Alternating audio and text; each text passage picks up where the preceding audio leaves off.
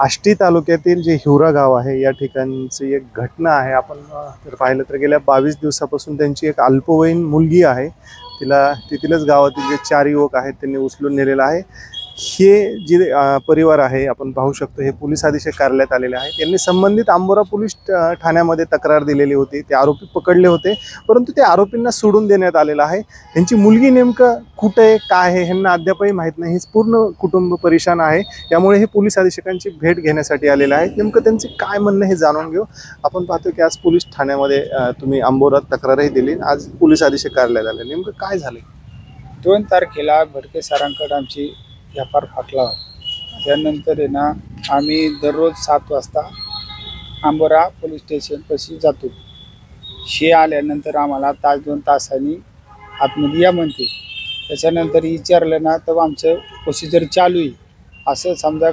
आपण जर ओव्हर काही बोलायला गेलो याला तर आमच्या बयानला म्हणते आम्हाला तुम्ही दबाव टाकता का, असं म्हणजे यांचं म्हणणं येतं। काय झाले नेमकं? तुमच्या मुलीला कोणी उचलून नेलं? मुलीला 3 वाजता आमची ऐश्वर्या घरी आली कॉलेजहून। घरी आल्यानंतर आम्ही जेवण केलं, माझं कुटुंब 4 म्हणजे 4 जण, एक मुलगा आणि एक मुलगी।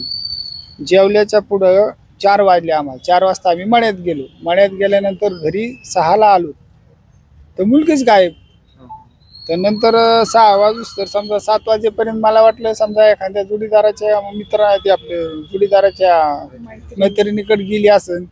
उलिवली अंधार पडायला लागला तर मग जरा आम्ही घाबरल्यावर निघालो तर आमचं पोरग इकडं तिकडं मित्रिणीकडं बघायला लावलं। तर नंतर त्या पोराने अचानक मेसेज टाकला आमच्या मुलाच्या मोबाईलवर, तुमची मुलगी बघू नका, आमच्याच संग आहे असा टाकला। त्याच्यानंतर आम्ही त्या मुलाच्या चुलता बोलीला आमच्या घरी त्याच्या घरी गेलो।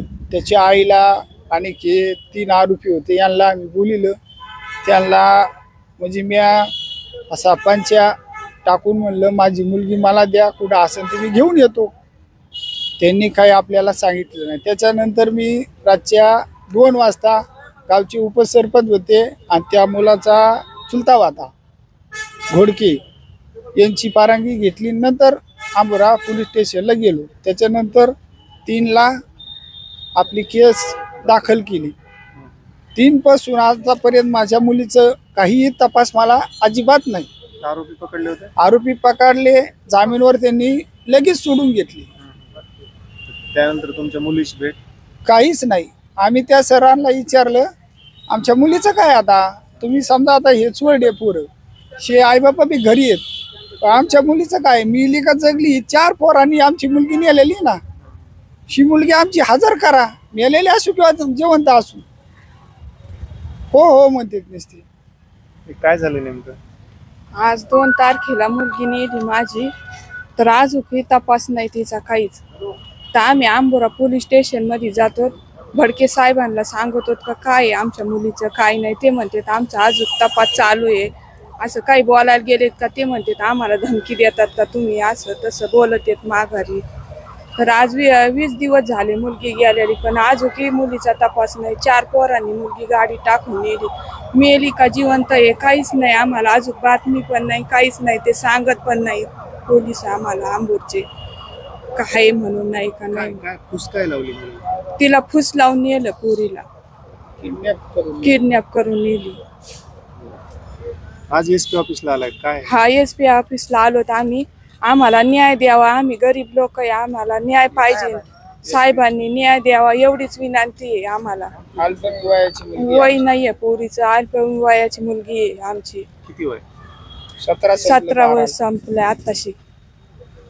आपण पाहतो हे मुलीचे आई वडील आहेत आणि गावातली काही मंडळी आहे। या संदर्भात तुम्ही त्या संबंधित जे आंबोरा ठाण्याचं आहे तिथे काय नेमकं तुम्हाला कशा प्रकारे काय? आम्हाला आंबोरा पोलीस स्टेशनला ज्या टायमाला यांनी तक्रार दाखल केली त्या 2 दिवसानंतर हे माझ्याकडे आले की बा म्हणले आपली मुलगी गेली। तर आम्ही आंबोरा साळे साहेब PS आहे आणि बडके हा आमचा बीट अंमलदार, हा माणूस मॅनेज झाला तिथं।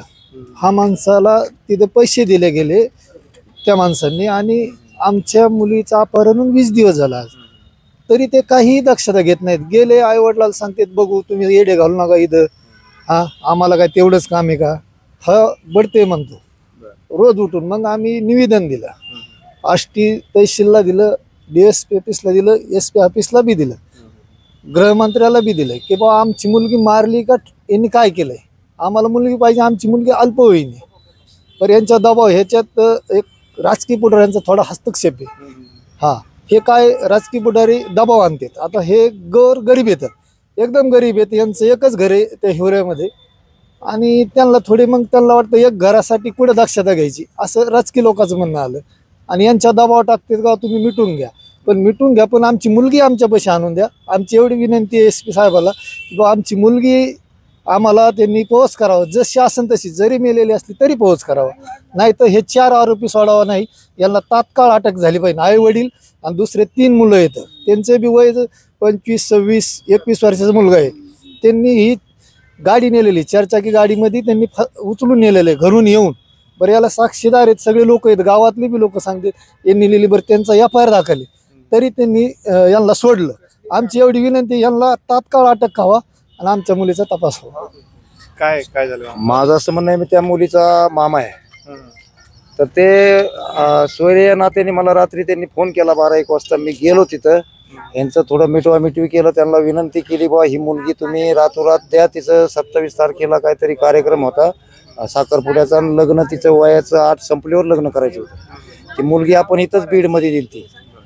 तर त्यांनी असं डाव केला की ते 2-4 जण गावातले काय एक गठ्ठा झाले, त्याचे मित्र सगळे, ते आज त्यांनाच सहकार्य करतात, आम्हाला अजिबात सहकार्य करत नाही. पोलीस स्टेशनला मी स्वतः 4 बारा गेलो, त्यांना विनंती केली बा तुम्हाला काय, तुम्हाला त्याचा मावेजा पाहिजे असला तर मी द्यायला तयार आहे, फक्त आपल्याला मुलगी पाहिजे.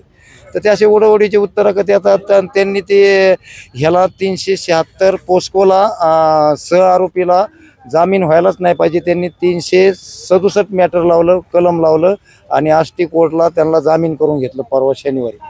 आणि सर्रास ह्या पाहुण्या रावळ्यांच्या दारा पडून चक्रा मारतेत, रुबाब करतेत, शिट्ट्या मारतेत, मावा खातेत, थुकतेत, असा हा प्रकार त्यांच्या गावामध्ये होतोय. आणि ते गाव हे सगळं टोटल 2 पार्टीचं गाव आहे, चव्हाण कंपनी आणि लगड कंपनी.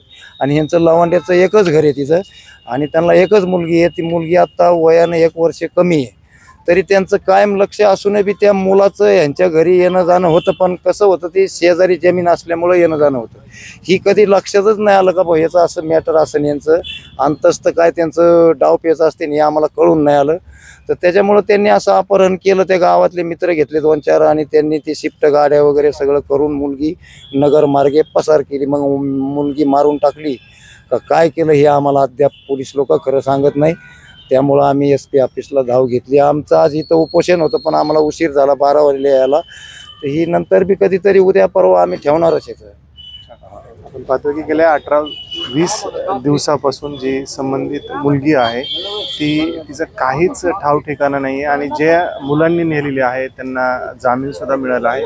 मुळामध्ये अल्पवयीन मुलगी असताना, जी पोस्को अंतर्गत गुन्हा दाखल असताना आरोपी एवढ्या लवकर सुटतात कसे, आणि पोलीस प्रशासन ही जी मंडळी आहे यांना उडवडीचं उत्तर देते. म्हणून हे सगळं परिवार जो आहे आता पोलीस अधीक्षक कार्यालयात आला आहे. पोलीस अधीक्षकांनी हे जी दखल घेऊन यामध्ये नेमकं तथ्य काय आहे हे सुद्धा तपासण्याची गरज आहे. कॅमेरामॅन रवींद्र गंभीर सोबत मी जालिंदर खान, बीड.